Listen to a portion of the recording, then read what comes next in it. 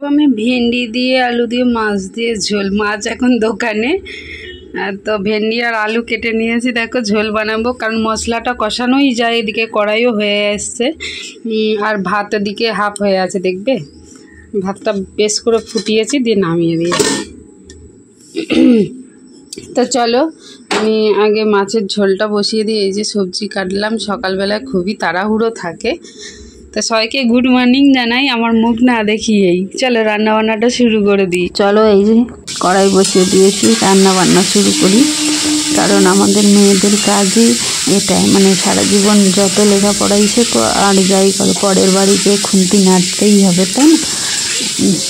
তো পরের বাড়ি গিয়ে খুন্তি না নাড়লে হবে না। আর পরের বাড়ি গিয়ে না, আমরা যদি ধরো নিজেও একা আলাদা থাকি বা কোনো চাকরি বাকরি করলাম বা কোনো কিছু, তো কোনো জায়গায় কাজই করলাম, যে কোনো ক্ষেত্রেই বলছি, সেখানে তো রান্না করেই খেতে হবে বলো, সেই জন্য রান্নাটাই আগে দরকার।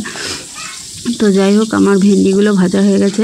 আমি জানি না আমার গলার ভয়েসটা কেমন আসবে, কারণ আমার গলাটা খুবই খারাপ হয়ে গেছে, আমার শরীরটা ভীষণ খারাপ, জ্বর, কদিন ধরেই জ্বরটা রয়েছে। তারপরেও দোকানে তো লোকের কাজে গেলে তো কাজটা করতেই হবে।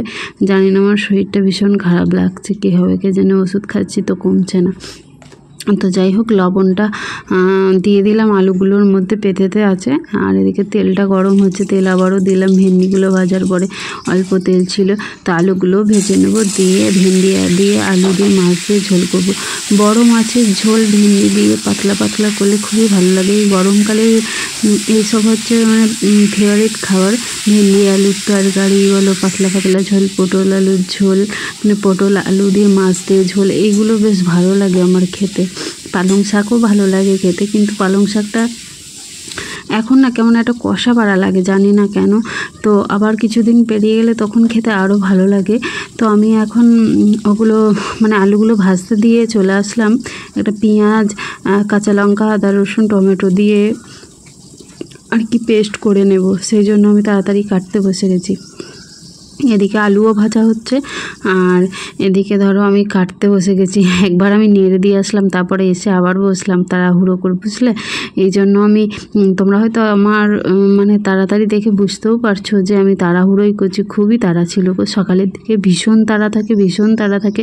তোমাদেরকে রোজই একটা কথা আমি বারবার বলি, আমার নিজেরও খারাপ লাগে, কিন্তু যেটা আমার সাথে হয় সেটা তো বলবোই, বলো তোমাদেরকে বলবো না তো কাদেরকে বলবো? যেহেতু আমার ব্লগ দিই আমি, তো আমি সারাদিনে যা যা করি, আমার সাথে যা যা হয় সেটাই তোমাদের সাথে শেয়ার করার চেষ্টা করি। এদিকে দেখো আমি টমেটোর আলুগুলো যে ভাজা হচ্ছিলো, ওতে একটা টমেটোর কেটে দিয়ে দিলাম, আর একটা টমেটো আদা রসুন কাঁচা লঙ্কা এইসব পেঁয়াজ টেয়াজ দিয়ে পেস্ট করে নিয়েছি। তো আলুর সাথে মশলাটা ভালোভাবে কষিয়ে নিই। তারপর 1 চামচ হলুদ গুঁড়ো দিলাম, তারপর জিরে গুঁড়ো দিলাম, তারপরে লঙ্কার গুঁড়ো দেবো 1 চামচ, দিয়ে ভালো করে মশলাটা কষিয়ে নেব। তো চলো, ভেন্ডিগুলো তো ভাজা ওখানেই তোলা আছে, আর ওই পাশে হচ্ছে আমার ভাত। আর এদিকে দেখো লঙ্কার গুঁড়োটা কি লাল টকটকে দেখতে পেয়েছো। এখানে স্বাদ মতো লবণটা দিয়ে দিলাম। আর আমরা হালকা একটু চিনি খাই, জানো তো তরকারি, মানে চিনি বলতে কি, সামান্য কালার আসার জন্য, মানে না দেওয়ারই মতো 2-4 দানা দিয়ে দিই আর কি। মনে হয় যেন না দিলে স্বাদ হয় না তরকারিতে, এরকম একটা ব্যাপার। তো দিই, তরকারিটা টেস্ট আসে, ভালো লাগে খেতে, জানি না। আর ভাতটা ওদিকে হয়ে গেছে, ভাতটা আর একটু হোক, দিয়ে ভাতটা আবার ফ্যানটা গেড়ে নেব। আর এদিকে সবজির খোলাগুলো আমি তুলে নিচ্ছি, কারণ সবজির খোলাগুলো তো সারাদিন মানে ফেলে রাখা যায় না। আমি আসতে পুরো দুপুর হয়ে যায়, মানে 2:30 বেজে যায়, 2-2:30 মতো বাজে। আর বয়স্ক মানুষরা বলে নাকি যে সবজির খোলা মানে ফেলে রাখতে নেই, তাহলে মা বাবা মারা গেলে তো দেখতে পাই না। জানি না এই কথাটা কি আদৌ সত্যি কি না। তো আমি সেই জন্য ভয়ে আর কি ফেলে রাখি না। আসলে বাবা তো মারাই গেছে, আর কী বলবো তোমাদেরকে, আমার তো ভীষণ কষ্ট লেগেছে। আর তোমরা যাদের বাবা মা নেই, তারা তো অবশ্যই আমার এই কষ্টটা বুঝবে। তো যাই হোক, চলো, মনটা খারাপ হচ্ছে, মন খারাপ হলেও কিছু করার নেই। ভগবান সারা জীবন তো আর কাউকেই রাখে না, তো আর কি করা যাবে। সবার বাবা মাই একদিন না একদিন যাবে, আমাকে নিজেকেও যেতে হবে। কি আর করব, দুর্ভাগ্য, আমার বাবাকে হারিয়ে ফেললাম। তো আর কি, চলো সবজিগুলো আমি গুছিয়ে নিচ্ছি। এদিকে এনেছে তোমাদের দাদাভাই লাউ একটা, সে মানে কি কদু কদু করছে, আমি জানি না কদুটা আবার কি, আমি নাম শুনিনি কখনো, ওরা বলে নাকি কদু। তো যাই হোক, আমি তো আবার হাসছিলাম নামটা শুনে, কদু আবার কি। তো যাই হোক চলো, আমার সবজিগুলো গোছানো হয়ে গেল। এদিকে চলে এসে তরকারিটা কষিয়ে নিলাম, একদম কষানো হয়ে গেছে।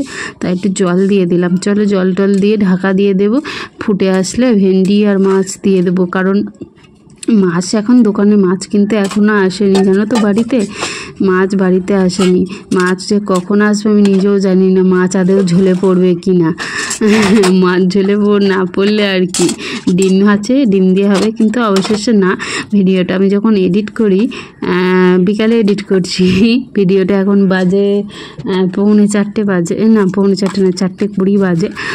তো ভিডিওটা এখন আমি এডিট করছি, কিন্তু মাছ এসেছিলো, মাছ এই ঝোলের তরকারিতে মিশেছিল, কিন্তু সে মাছ ভাজা খাওয়ার মতো, মানে একদম লাস্টে, মানে আমি দুপুরে মাছ এসেছিলো 1টার সময়, আর আমি বাড়ি এসেছি 2:30টার সময়। তখন আর তোমাদের সাথে মানে মাছের ঝোলে যেই মাছটা দেয়া হবে, যেটার জন্য আর কি নাম করে ঝোলটা বানানো, সেটা আর সফল হয়নি সেরকমভাবে। তো চলো, যে আমি এবার বেগুন ভাজি, এটা দোকান থেকে আসার পর দেখছো আমার জামা চেঞ্জ হয়ে গেছে। আমি এখন ছিল বাড়িতে 2টো বেগুন, তো বেগুন 2টো ভাজছি, আর এদিকে সেই মাছ ভাজছি। মানে এখন বাজে হচ্ছে 3টে, মানে দুপুর 3টে বাজে। সকালে ওটা রান্না করে গেছিলাম, সে তখন বাজে 8:30, আর এখন আমি রান্না করছি 3টের সময়। কি করব বলো, মানে খেতে তো হবে, যখনই হোক খিদে, পেট তো আর কারো কথা মানবে না, তাই না? এই পেটটার জন্যই এত কষ্ট, মানুষ কোথা থেকে কোথায় কোথায় চলে যায়, কি আর করা, পেটের জ্বালা বড় জ্বালা। তার জন্যই মানুষ এত রোদে তাতে কত কষ্ট করে বেড়ায়। তো যাই হোক চলো, খেতে হবে।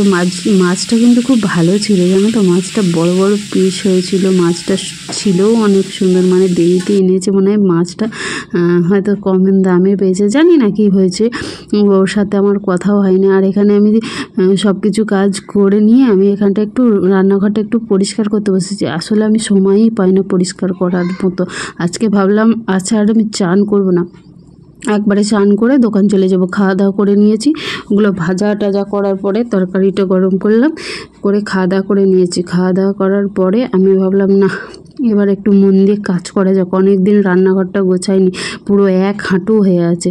সেই জন্য আমি রান্নাঘরটা গোছাতে বসে গেলাম। মশলার পেতে, তেলের বোতল, বিস্কুটের কৌটো, এদিকে আছে মাছ ভাজা, এটা হচ্ছে পিঠের গুড় রাখা ছিল, চা, চিনির বয়ান, হলুদ, লঙ্কা, জিরে, মানে তেজপাতা, শুকনো লঙ্কা সব ঘেটে হয়ে গেছে, চা, চিনি সব রয়েছে, মানে অনেক কিছু জিনিস, আটা, তেল, এখানে পাম তেল, এটা হচ্ছে তেজপাতা রে, যে তেজপাতাগুলো আস্তে আস্তে আমি 2-3 জায়গায় রয়ে গেছে, ওটা ঢালছিলাম। শুকনো লঙ্কা তাই 2 জায়গায় রয়ে গেছে, সেটাও ঢালছিলাম। এতে আছে আটা, সন্ধ্যেবেলা রুটি খাওয়া হয়, তো ওই আটাটা রয়েছে। তো চলো, আমি এগুলো সব মানে পেরে একদম জড়ো করি, তারপর ভালো করে একটা নাকড়া দিয়ে ভালো করে আমি মুছে নিচ্ছি।